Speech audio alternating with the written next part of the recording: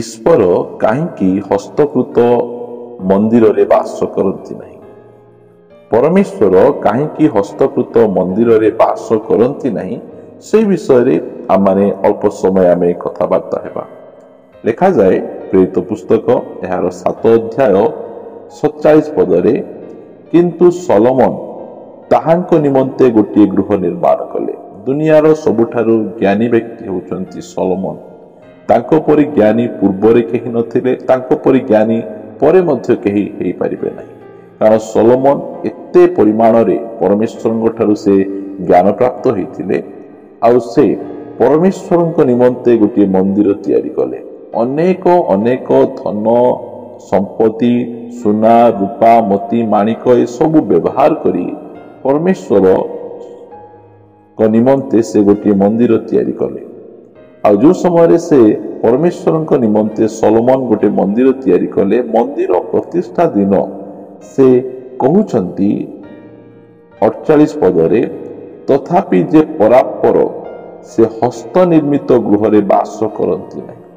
କାରଣ ଆମ ପରମେଶ୍ୱର ସେ ପରାପର ପରମେଶ୍ୱର, ସେ ମନୁଷ୍ୟ ତିଆରି କରିଥିବା ଗୋଟିଏ ଗୃହରେ ବାସ କରନ୍ତି ନାହିଁ। କାହିଁକି କରନ୍ତି ନାହିଁ? 49 ପଦରେ, ସ୍ୱର୍ଗ ଆମ୍ଭର ସିଂହାସନ, ପୃଥିବୀ ଆମ୍ଭର ପାଦପୀଠ, ପ୍ରଭୁ କହନ୍ତି, ତୁମ୍ଭେମାନେ ଆମ୍ଭ ନିମନ୍ତେ କି ପ୍ରକାର ଗୃହ ନିର୍ମାଣ କରିବ, କିମ୍ବା ଆମ୍ଭର ବିଶ୍ରାମ ସ୍ଥାନ କାହିଁ? ପ୍ରିୟମାନେ, ଆମମାନଙ୍କ ପରମେଶ୍ୱର ଏତେ ମହାନ ଆଉ ଏତେ ସର୍ବଶକ୍ତିମାନ ଯେ ଆମେ ତାଙ୍କ ନିମନ୍ତେ କୌଣସି ଗୃହ ଆମେ ତିଆରି କରିପାରିବା ନାହିଁ।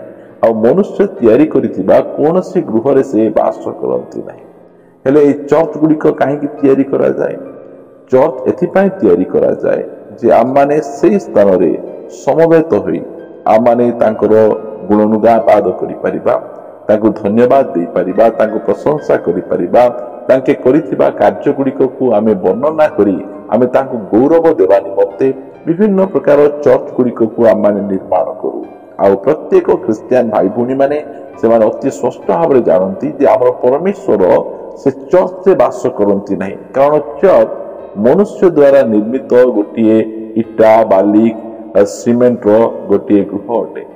ସେଥିପାଇଁ ଯୋଉ ସମୟରେ ଆମମାନେ ଚର୍ଚ୍ଚକୁ ଆମେ ଯାଉ, ସେଇ ସମୟରେ ଆମମାନେ ପରମେଶ୍ୱରଙ୍କୁ ଧନ୍ୟବାଦ ଦେବା ପାଇଁ ଯାଉ। ଆମେ ସମସ୍ତେ ଆମେ ମିଶୁ, ଏକତ୍ର ହେଉ, ଆଉ ସେଇ ସ୍ଥାନରେ ଆମେ ପରମେଶ୍ୱରଙ୍କୁ ଧନ୍ୟବାଦ ଦଉ। ଚର୍ଚ୍ଚ ନିର୍ମାଣ କରିବାର ଉଦ୍ଦେଶ୍ୟ କଣ? ଆମମାନେ ସମସ୍ତେ ଗୋଟିଏ ଜାଗାରେ ବସି ପରମେଶ୍ୱର ଆମ ଜୀବନରେ କରିଥିବା କାମ ଗୁଡ଼ିକକୁ ଆମମାନେ ଧନ୍ୟବାଦ ଦେବୁ, ପ୍ରଶଂସା କରିବୁ, ଗୌରବ କରିବୁ। ଏଥି ନିମନ୍ତେ ଆମେ ଚର୍ଚ୍ଚକୁ ଯାଉ। ଆମେ ସମସ୍ତେ ଜାଣୁ ଯେ ପରମେଶ୍ୱର ସେ ଚର୍ଚ୍ଚରେ ବାସ କରନ୍ତି ନାହିଁ। ଲେଖାଯାଏ 1 Corinthians 3 ଅଧ୍ୟାୟର 16 ପଦରେ, ତୁମ୍ଭେମାନେ କି ଜାଣ ନାହିଁ ଯେ ତୁମ୍ଭେମାନେ ଈଶ୍ୱରଙ୍କ ମନ୍ଦିର। ପ୍ରିୟମାନେ, କୌଣସି ଇଟା ବାଲି ସିମେଣ୍ଟରେ ତିଆରି ଏହି ପ୍ରକାର କୌଣସି ଗୃହ ପରମେଶ୍ୱରଙ୍କର ମନ୍ଦିର ନାହିଁ। ପରମେଶ୍ୱରଙ୍କର ପ୍ରକୃତ ମନ୍ଦିର କୋଉଟା? ଆମେମାନେ। ଆମମାନଙ୍କ ଠାରେ ଆମର ପରମେଶ୍ୱର ବାସ କରନ୍ତି। ସେଥିପାଇଁ କରନ୍ତୀୟ ମଣ୍ଡଳୀକୁ ସାଧୁ ପାଉଲ ଲେଖି ଜଣାନ୍ତି, ତୁମ୍ଭେମାନେ କି ଜାଣ ନାହିଁ ଯେ ତୁମ୍ଭେମାନେ ଈଶ୍ୱରଙ୍କ ମନ୍ଦିର। ଆଜି ଅନେକ ଜଣ ତାହା ଜାଣନ୍ତି ନାହିଁ। ସେମାନେ ଭାବନ୍ତି ଏଇ ଚର୍ଚ୍ଚ, ଏଇ ମନ୍ଦିର, ଏଇ ମସଜିଦ ଏସବୁ ଗୁଡ଼ିକ ପରମେଶ୍ୱରଙ୍କ ମନ୍ଦିର ବୋଲି। ସେମାନେ ଯେଉଁ ସମୟରେ କେହି ଚର୍ଚ୍ଚକୁ ଭାଙ୍ଗିବା ପାଇଁ ଯାଏ, କେହି ମନ୍ଦିରକୁ ଭାଙ୍ଗିବା ପାଇଁ ଯାଏ, ମସଜିଦକୁ ଭାଙ୍ଗିବା ପାଇଁ ଯାଏ, ସେହି ସମୟରେ ସେମାନେ ରାଗି ଯାଆନ୍ତି। ତୁମେ କଣ ଆମ ଚର୍ଚ୍ଚକୁ ଭାଙ୍ଗୁଛ, ଆମର ମନ୍ଦିରକୁ ଭାଙ୍ଗୁଛ, ଆମର ମସଜିଦକୁ ଭାଙ୍ଗୁଛ? ମାତ୍ର ସେମାନେ ନିଜେ ପରମେଶ୍ୱରଙ୍କ ମନ୍ଦିରକୁ ଭାଙ୍ଗୁଛନ୍ତି। ଏହି ମନ୍ଦିର ଲେଖାଗଲା ଯେ ତୁମେମାନେ କି ଜାଣ ନାହିଁ ଯେ ତୁମ୍ଭେମାନେ ଈଶ୍ୱରଙ୍କ ମନ୍ଦିର, ଆଉ ଈଶ୍ୱରଙ୍କ ଆତ୍ମା ତୁମ୍ଭମାନଙ୍କ ଅନ୍ତରରେ ବାସ କରନ୍ତି। ଯଦି କୌଣସି ଲୋକ ଈଶ୍ୱରଙ୍କ ମନ୍ଦିରକୁ ନଷ୍ଟ କରେ, ତେବେ ଈଶ୍ୱର ତାହାକୁ ନଷ୍ଟ କରିବେ। କାରଣ ଈଶ୍ୱରଙ୍କ ମନ୍ଦିର ପବିତ୍ର, ସେହି ମନ୍ଦିର ତୁମ୍ଭେମାନେ। ପ୍ରିୟମାନେ, ପରମେଶ୍ୱର ମନୁଷ୍ୟ ହସ୍ତ ଦ୍ୱାରା ନିର୍ମିତ ହେଇଥିବା କୌଣସି ପ୍ରକାର ଗୃହରେ ସେ ବାସ କରନ୍ତି ନାହିଁ। ପରମେଶ୍ୱର ସେ ମନୁଷ୍ୟ ମାନଙ୍କର ଅନ୍ତରରେ ବାସ କରନ୍ତି। ଆମେମାନେ ହଉଛୁ ପରମେଶ୍ୱରଙ୍କର ମନ୍ଦିର। ଆଉ ଏହି ମନ୍ଦିର କେମିତି? ଏଇଟା ପବିତ୍ର ମନ୍ଦିର। ଏହି ମନ୍ଦିରରେ କୌଣସି ପ୍ରକାର ଅପବିତ୍ର ବିଷୟ କରିବା କଥା ନୁହେଁ। ଏହି ମନ୍ଦିରରେ ସବୁବେଳେ ପବିତ୍ରତା ବଜାୟ ରଖିବାର ଆବଶ୍ୟକ ରହିଛି।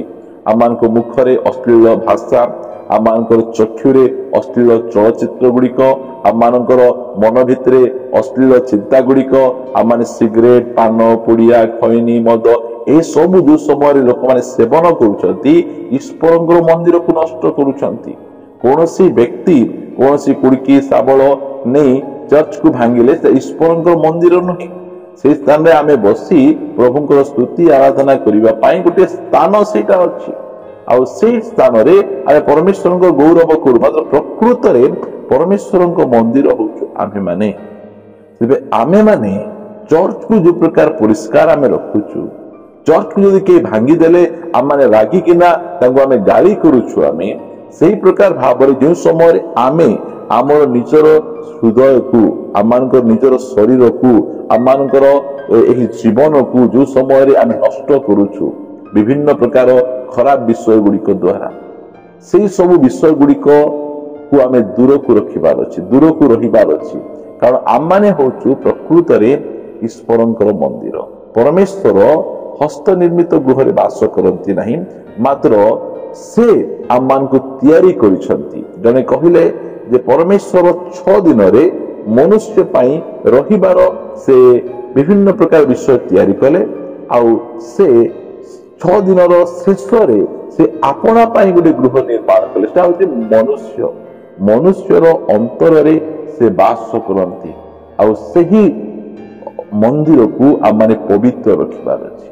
पान पुड़िया सिगरेट गुटखा खैनी विभिन्न प्रकार खराब चिंताधारा ए प्रकार शारीरिक अभिलाष ए सब गुड़िक आम जो समय करुचु, आम परमेश्वर मंदिर को आम नष्ट करुचु, अपवित्र करुचु। जो माने परमेश्वर मंदिर को नष्ट करती, परमेश्वर से नष्ट करेंगे, से विनष्ट करेंगे, से दंड देवे। प्रिय माने आज अनेक लोक यह जानती नहीं। मंदिर बोल कहले सीमेंट इटा बाली घर को से भावती, और से स्थान में गले से परिष्कार रखती। मात्र परिष्कार आम जीवन को, आम हृदय को, आम मन को, आम चक्षु को, आम मुख को आमको परिष्कार रखिबार अच्छी, पवित्र रखिबार अच्छी आमको। कारण आम परमेश्वर कौन गृह रे बास करती नहीं, से आम अंतर रे बास करती। आमे होचु तांकर मंदिर। आमे निजो को आमे पवित्र रखिबा, यीशुंक रक्त रे निजर पाप गुड़िक को आमे धोई देबा, पवित्र आत्मा शक्ति रे शारीरिक अभिलाष गुड़िक उपरे आमे जयलाभ करिबा। आ जो जो विषय गुड़िक आम मानकर एही हृदय रूपी मंदिर को अपवित्र करुछि, से सब ठारू आमको दूर रहिबा। प्रिय माने परमेश्वर हस्त निर्मित मंदिर रे वास करती नहीं। सलोमन जो समय से मंदिर को प्रतिष्ठा करुछंती, से समय कहउछंती मु जाने जे परापर परमेश्वर से हस्त निर्मित गृह रे से वास करती नहीं। प्रिय माने आम माने होचु प्रकृत रे परमेश्वर मंदिर, और एही मंदिर रे आम मान को परमेश्वर वास करती। आम मान जीवन को आमे परमेश्वर निमंते आमे पवित्र रखिबा। आसंतु प्रार्थना करिबा। मंगलमय पिता, मु तुमको धन्यवाद दिए, प्रशंसा करे, गौरव करे। तुम्हें पुनर्बार आम मान को एनकरेज करिछ जे आमे तुमर मंदिर अटु। आम अनेक समय रे प्रभु विभिन्न प्रकार खराब विषय गुड़िक द्वारा ए मंदिर को आम नष्ट करिछु, दूषित करिछु, तुमको कष्ट देइछु। प्रिय प्रभु दया करी आमको क्षमा करो। हाँ प्रभु, आम पाप दोष अपराध को मार्जना करो। आमको पुनर्बार प्रभु तुम रक्त द्वारा सूची पवित्र करो। आओ प्रभु, तुम्हें आम अंतर रे वास करो। आम तुम इच्छा अनुसार चलू, तुम स्तुति करू, महिमा करू। प्रभु दया करी तुम्हें अनुग्रह प्रदान करो। प्रभु धन्यवाद, तुम वाक्य द्वारा आम सहित कथबार्ता होइतिबारु प्रार्थना प्रभु यीशुंक नाम रे मागुछि। आमीन आमीन। Praise the Lord. प्रभु आपण समस्त को आशीर्वाद करंतु। प्रभु जदि अनुग्रह करंती आसंता अध्याय रे पुनर्बार आम माने साक्षात करी आ गोटे नुआ प्रसंग रे प्रभुंकर वाक्य आमे सुनिबा रहिबा। नमस्कार। Praise the Lord. God bless you.